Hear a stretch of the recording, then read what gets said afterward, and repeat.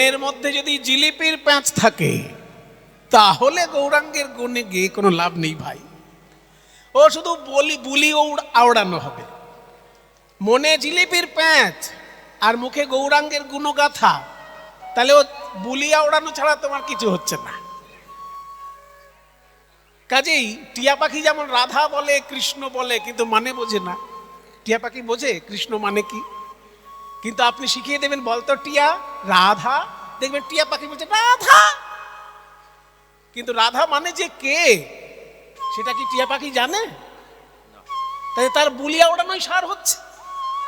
ঠিক তেমনি তোমার মনের মধ্যে যদি জিলিপির প্যাঁচ থাকে আর তুমি গৌরাঙ্গের গুণগাথা গাইছো, তাহলে কিন্তু তোমার ওই টিয়া পাখির মতন অবস্থা হচ্ছে, বুলিয়া ওড়ানোই হচ্ছে। সরল করিয়া মন গাও গাও পুনো গৌরাঙ্গের, সরল করিয়া ভাবিয়া দেখো এ তিন ভুবনে, ভাবিয়া দেখো এমন দয়াল, তোমরা ভাবিয়া দেখো এমন দয়াল নাহি কোনো এক জন, নাহি কোনো এক জন, ভাবিয়া দেখো এমন দয়াল নাহি কোনো এক জন, নাহি কোনো একজন। এতক্ষণ পদকর্তা যা বললেন, মহাপ্রভু আমাদের কি কি জানালেন না? বৃন্দাবনের মহিমা জানালেন, রাধারানীর মহিমা জানালেন, আর আমরা কি করব তাও পদকর্তা বলে দিলেন। তোমরা গৌরগুণ গাইবে কিন্তু মনটা সরল।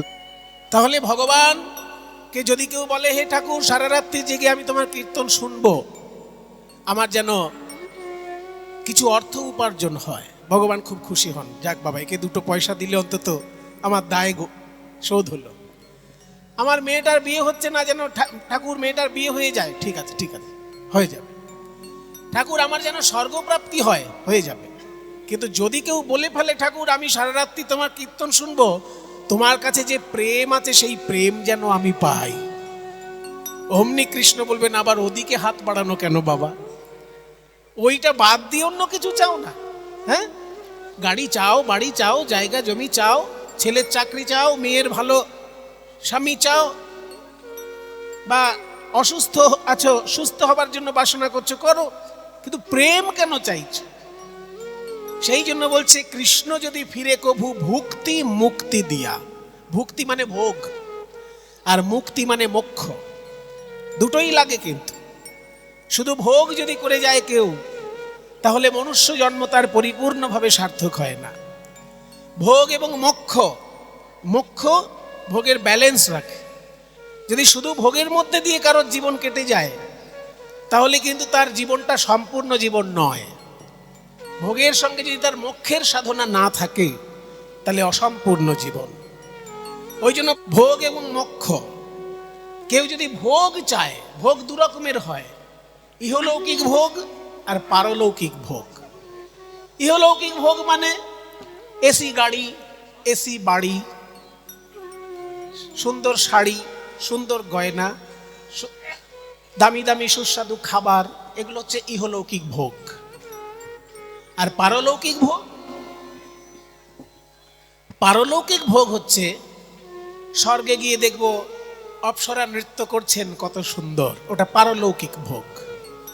ইহলৌকিক ভোগ হচ্ছে এই জগতে যে ভোগ আমরা করতে পারি, আর পারলৌকিক ভোগ হচ্ছে স্বর্গের যে সুখ। এই দুটোকেই বলে ভোগ। কৃষ্ণের কাছে যদি কেউ ভোগ চায়, ভুক্তি দেবে মানে ভোগ দেবে। যদি কেউ এই ভোগ থেকে মুক্তি চায়, পরমাত্মার সঙ্গে জীবাত্মার মিলন হচ্ছে মুক্তি, এই মুক্তিও যদি কেউ চায়, মায়ার বন্ধন থেকে যদি কেউ মুক্তি চায়, ভগবান মুক্তিও তাকে দেবেন, কিন্তু প্রেম কভু নাহি দেন রাখেন লুকাইয়া। সেই প্রেম দেবার জন্য চৈতন্য মহাপ্রভু নেমে এলেন। প্রেমটা কেমন প্রেম না? উন্নত উজ্জ্বল রসাং স্বভক্তি শ্রিয়ম। উন্নত উজ্জ্বল রসে সিক্ত ভক্তি। উন্নত উজ্জ্বল রস কেমন? উন্নত মানে উঁচু ধরনের, উজ্জ্বল মানে চকচকে, তাহলে উঁচু ধরনের চকচকে রস, ব্যাপারটা কি? বলে শোনো, উজ্জ্বল রস কাকে বলে আগে শোনো, তারপর উন্নত উজ্জ্বল রস কাকে বলে জানবে। উন্নত উজ্জ্বল রস, উজ্জ্বল রস কাকে বলে? না, উজ্জ্বল মানে চকচকে ঠিকই, কিন্তু এখানে চকচকে রস কোনটা? শোনো, 5 রকমের রস হয়: শান্ত, দাস্য, সখ্য, বাৎসল্য, মধুর। যেমন হিরে, চুনি, পান্না, মুক্ত, প্রবাল, পঞ্চরত্ন। পঞ্চরত্ন যদি থাকে, হিরে, চুনি, পান্না, মুক্ত, প্রবাল, তার মধ্যে সব থেকে বেশি চকচক করবে কোনটা? হিরে সব থেকে বেশি চকচক করবে। ঠিক তেমনি শান্ত, দাস্য, সখ্য, বাৎসল্য, মধুর, এই 5টি রসের মধ্যে মধুর রস সব থেকে বেশি চকচক করছে, সব থেকে উজ্জ্বল। ওই জন্য উজ্জ্বল রস মানে মধুর রস। শান্ত রস মানে ঈশ্বর পরমাত্মা, আমি হলাম জীবাত্মা, এই ভাব নিয়ে ভালোবাসার নাম শান্ত রস। দাস্য রস মানে ঈশ্বর প্রভু, আমি তার দাস, এই ভাব নিয়ে ভালোবাসার নাম দাস্য রস। সখ্য রস মানে ঈশ্বর আমার বন্ধু, আমিও ঈশ্বরের বন্ধু, এই ভাব নিয়ে ভালোবাসার নাম সখ্য রস। বাৎসল্য রস মানে ঈশ্বর আমার সন্তান, আমি ঈশ্বরের পিতা বা মাতা, অভিভাবক, এই অভিভাবকত্ব নিয়ে ঈশ্বরকে ভালোবাসা, সেটা বাৎসল্য রস। আর ঈশ্বর আমার প্রিয়তম বা ঈশ্বর আমার স্বামী, আমি ঈশ্বরের প্রিয়তমা বা আমি ঈশ্বরের স্ত্রী, এই ভাব নিয়ে যে ভালোবাসা, তাকে বলে মধুর রস। এই 5টি রসের মধ্যে শ্রেষ্ঠ কোনটা? বেশি চকচক করছে যেটা, যেমন হিরে, চুনি, পান্না, মুক্ত, প্রবাল, এর মধ্যে সব থেকে দামি হবে হিরে, কারণ চকচক বেশি করছে। ঠিক তেমনি শান্ত, দাস্য, সখ্য, বাৎসল্য, মধুরের মধ্যে মধুর রস সর্বশ্রেষ্ঠ। মধুর রস শ্রেষ্ঠ কি চকচক করছে বলে? না, মধুর রস শ্রেষ্ঠ এই কারণে যে মধুর রসে সর্বস্ব দিয়ে সেবা করার সুযোগ থাকে, যা অন্য রসে থাকবে না। শান্ত, দাস্য, সখ্য, বাৎসল্য পর্যন্ত সেবা করার একটা সীমা থাকে, কিন্তু মধুর রসে সীমাহীন সেবা। সেই জন্য মধুর রস হচ্ছে অন্য সমস্ত রসের থেকে শ্রেষ্ঠ। এই মধুর রস সম্পর্কে লোকের ধারণা ছিল ওই সিনেমার নায়ক নায়িকার মধ্যে যে মধুর রস, ওটাই বোধহয় শ্রেষ্ঠ। কিন্তু চৈতন্যদেব এসে বললেন, না ভাই, সিনেমার নায়ক নায়িকার যে মধুর রস দেখছো, ও তো আশেপাশে পাড়াতে ছড়াছড়ি সেই মধুর রসের, রাস্তাঘাটে অলিতে গলিতে মধুর রসের ছড়াছড়ি। কিন্তু এই মধুর রস অনুন্নত মধুর রস, কারণ এই মধুর রস মায়ার অন্তর্গত। মায়ার ঊর্ধ্বে যে মধুর রসের অবস্থান, সেটাকে বলবো উন্নত মধুর রস। যে মধুর রস সিনেমার পর্দায় দেখছো, যে মধুর রস পাশের বাড়িতে দেখছো, যে মধুর রস নিজের বাড়িতে দেখছো, এ সবই মধুর রস। স্বামী স্ত্রীর প্রেম বা প্রিয়তম প্রিয়তমার প্রেম, এটাই তো মধুর রস। কিন্তু এই মধুর রস উন্নত মধুর রস নয়, এটা অনুন্নত মধুর রস। কেন মশাই অনুন্নত মধুর রস বলছেন? বলছি এই কারণে, এই মধুর রসের প্রধান আশ্রয় হচ্ছে 2টি দেহ, একটা পুরুষ দেহ, একটা নারী দেহ, আর 2টি দেহই কিন্তু রক্ত, হাড়, মাংস দিয়ে তৈরি। এই মধুর রসের প্রধান অবলম্বন 2টি দেহ, পুরুষ দেহ আর নারী দেহ, প্রেমিক প্রেমিকা, কিন্তু 2টো দেহই রক্ত, হাড়, মাংস দিয়ে তৈরি। আর মহাপ্রভু যে মধুর রসের সন্ধান দিচ্ছেন, সেটাও 2টি দেহকে কেন্দ্র করে, সেটাও একটি পুরুষ দেহ, একটি নারী দেহ। পুরুষ দেহটির নাম কৃষ্ণ, নারী দেহটির নাম রাধা, কিন্তু সেই 2টি দেহ রক্ত, হাড়, মাংস নয়, সৎ চিত আনন্দ দিয়ে গড়া। এইখানেই পার্থক্য। যে মধুর রস আমরা চিনি, যে মধুর রস আমাদের অভিজ্ঞতায় আছে, সেটা হলো রক্ত, হাড়, মাংসের দেহের মধুর রস। আর মহাপ্রভু যে মধুর রসের সন্ধান দিতে এলেন, সেই মধুর রস হচ্ছে সচ্চিদানন্দময় 2টি দেহের মধুর রস। এ সম্পর্কে লোকের ধারণা ছিল না। তাই চৈতন্যদেব গোলকের প্রেম এই ভূলোকে নিয়ে আসলেন। উন্নত উজ্জ্বল রসাম, ওই জন্য উন্নত শব্দটা দিয়েছে। শুধু উজ্জ্বল রস তো রাস্তাঘাটে দেখা যায়, শুধু উজ্জ্বল রস তো সিনেমার পর্দায় দেখা যায়, সেটা দেবার জন্য চৈতন্যদেবের আশা নয়। চৈতন্যদেবের আশা উন্নত উজ্জ্বল, যে উজ্জ্বল রস গোলকে থাকে সেই গোলকের উজ্জ্বল রস দেবার জন্য চৈতন্যদেবের আশা। উন্নত উজ্জ্বল রসাংশ ভক্তি শ্রিয়ম সদা হৃদয় কন্দরে স্ফুরতু বহ শচী নন্দন। সুরতু বসতি নন্দন, সুরতু বসতি নন্দন, স্ফুরতু বসতি নন্দন, স্ফুরতু বসতি নন্দন। উন্নত উজ্জ্বল রস সমৃদ্ধ তার ভক্তি সম্পদ দেবার জন্য গৌরাঙ্গ মহাপ্রভুর আশা। সেই গৌরাঙ্গ মহাপ্রভু কোথায় বাস করছেন, করবেন? সদা হৃদয় কন্দরে, এই হৃদয় রূপী গুহার মধ্যে বাস করুন। তা হৃদয়টাকে গুহা বললে কেন? হে রূপ গোস্বামী, তুমি তো বিরাট বড় পণ্ডিত মানুষ, তুমি হৃদয়টাকে গুহা কেন বললে? তুমি তো বলতে পারতে সদা হৃদয় মন্দিরে। মন্দির আর কন্দর যে কোনো শব্দ, মন্দির শব্দটা ব্যবহার করলে ছন্দটা নষ্ট হতো না, ছন্দ পতন হতো না। মন্দির লিখলেও যা ছন্দ থাকতো, কন্দর লিখলেও সেই ছন্দই থাকতো। তা আপনি মন্দির না লিখে কন্দর কেন লিখলেন? মন্দির মানে দেবালয়, আর কন্দর মানে হচ্ছে গুহা। সদা হৃদয় কন্দরে, হৃদয় রূপী গুহার মধ্যে স্ফুরতু, স্ফূর্তি লাভ করুক শচীনন্দন, শচীনন্দন গৌরী। তাহলে হৃদয়টাকে গুহা কেন বললেন? বলছে হৃদয়টাকে গুহা কেন বললাম জানো ভাই? শোনো, একদিন আমার এই হৃদয় ছিল মন্দির, কিন্তু আজ আমার হৃদয় গুহায় পরিণত। হ্যাঁ, মন্দির আবার গুহায় পরিণত হয়, হয়েছে, আমার ক্ষেত্রে হয়েছে, কি করব?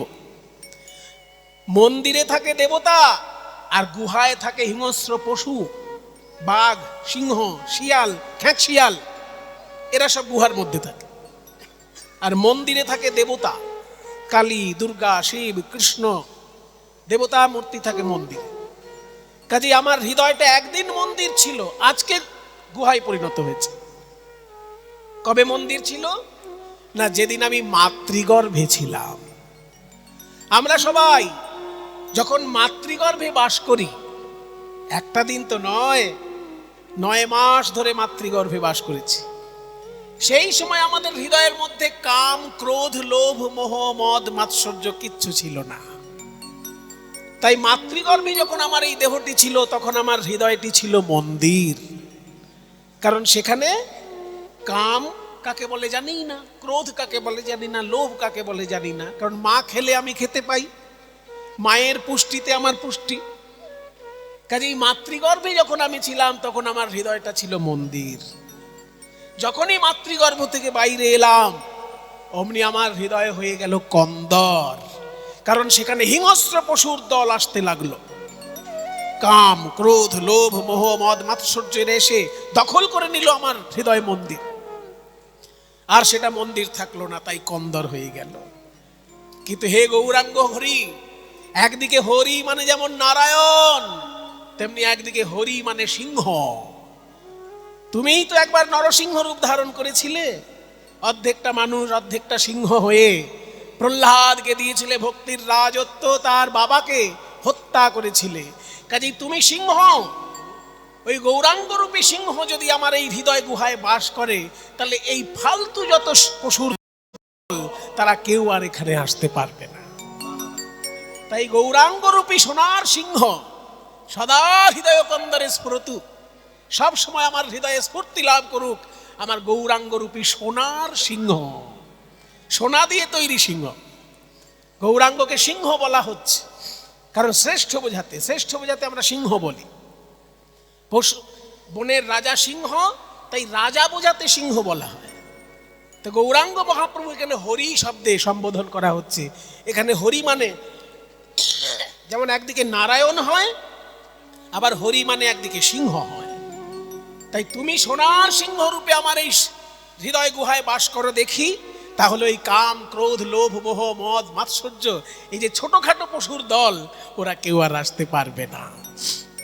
আর একটা মজার জিনিস দেখুন, শ্লোকের শেষে চৈতন্য মহাপ্রভু যে নামটা নির্বাচন করলেন রূপ গোস্বামী, সেই নামটা কিন্তু গৌরাঙ্গ বললেন না, গৌর বললেন না, বিশ্বম্ভর বললেন না, চৈতন্যদেব বললেন না, বললেন কি শচীনন্দন। শচীনন্দন শব্দটা বলাতে গৌরাঙ্গ মহাপ্রভুকেও প্রণাম করা হলো, আবার গৌরাঙ্গ মহাপ্রভুর মাকেও স্মরণ করা হলো।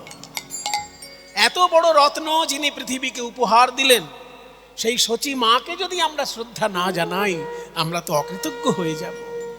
তাই রূপ গোস্বামীর শব্দ নির্বাচন দেখুন। গৌরাঙ্গ মহাপ্রভুকে প্রণাম জানাতে গিয়ে গৌরাঙ্গ বললেন না, চৈতন্যদেব বললেন না, নিমাই বললেন না, গৌর বললেন না, বিশ্বম্ভর মিশ্র বললেন না, বললেন শচীনন্দন। সদা হৃদয় কন্দরে স্ফুরতু বহ শচীনন্দন। স্ফুরতু বহ শচীনন্দন, স্ফুরতু বহ শচীনন্দন, স্ফুরত শচীনন্দন, স্ফুরত শচীনন্দন। সদা হৃদয় কন্দরে স্ফুরতু বহ শচীনন্দন। এই যে সংস্কৃত শ্লোকটি শুনলেন, রূপ গোস্বামী পাদের লেখা। এই রূপ গোস্বামী এবং সনাতন গোস্বামী সম্পর্কেই আজকে আমরা একটু জানব। দেখুন, এইখানে তাদের চিত্র বিরাজ করছে কীর্তনের আসরে। সবাই মিলে একবার বলুন দেখি, হাত জোড় করে সবাই মিলে একবার বলুন, জয় রূপ সনাতন ভট্ট রঘুনাথ, ভট্ট রঘুনাথ, শ্রীজীব গোপাল ভট্ট, দাস রঘুনাথ, দাস রঘুনাথ। এই ছয় গোসাইয়ের করি, এই ছয় গোসাইয়ের করি চরণ বন্দ, চরণ বন্দ। যাহা হইতে, যাহা হইতে বিঘ্ন না, বিঘ্ন না, অভীষ্ট পুর, অভিষিত পুর। এই ছয় গোসাই যবে, এই ছয় গোসাই যাবে ব্রজে কইলেন বা, ব্রজে কইলেন বা।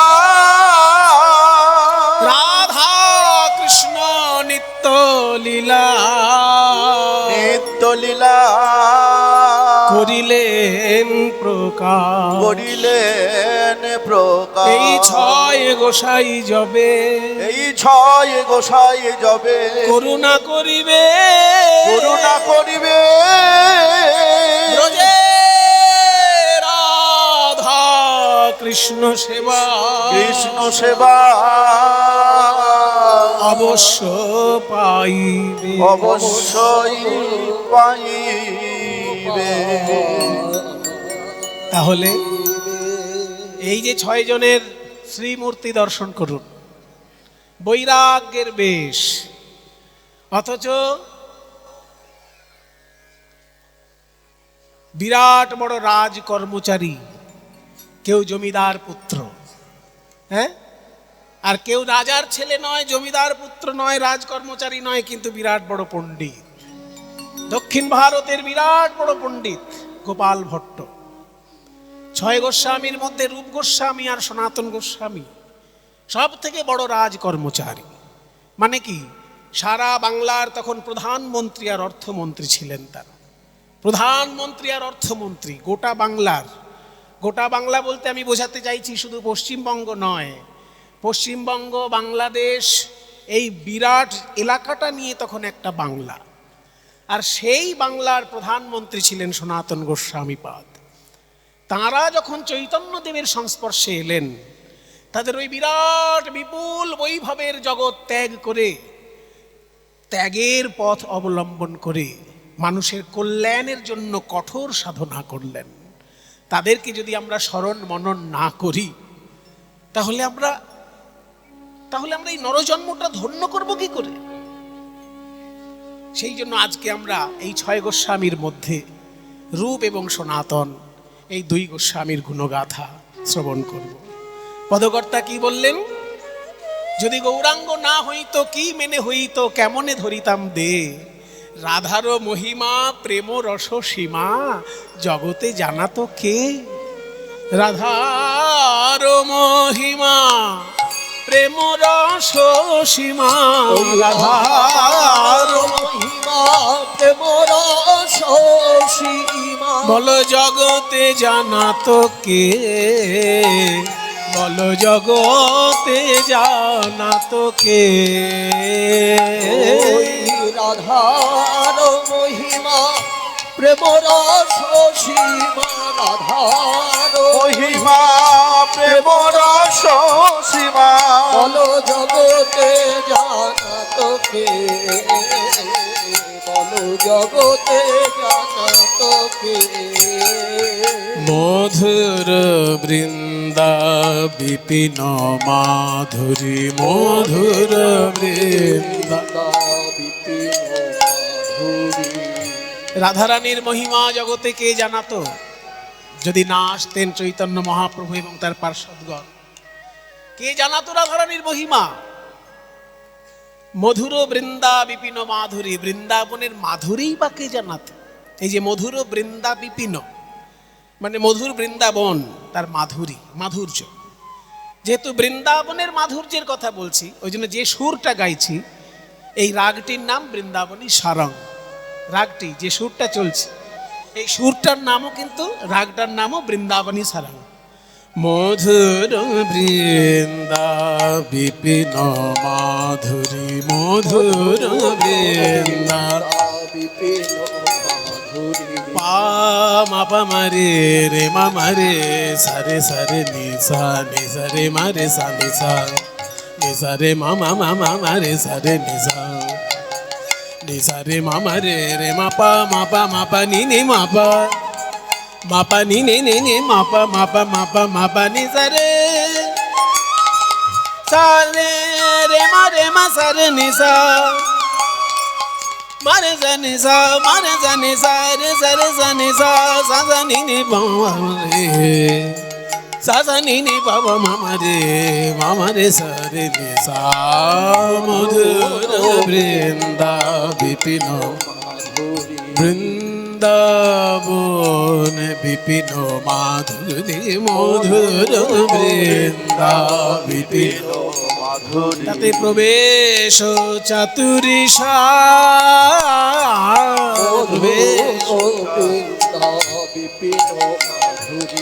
প্রবেশ বৃন্দাবনের মাধুর্য কেউ জানতো না, আর বৃন্দাবনে প্রবেশের যে চাতুরী, ও মায়েরা, বৃন্দাবন দর্শন আর বৃন্দাবন প্রবেশ এক জিনিস নয়।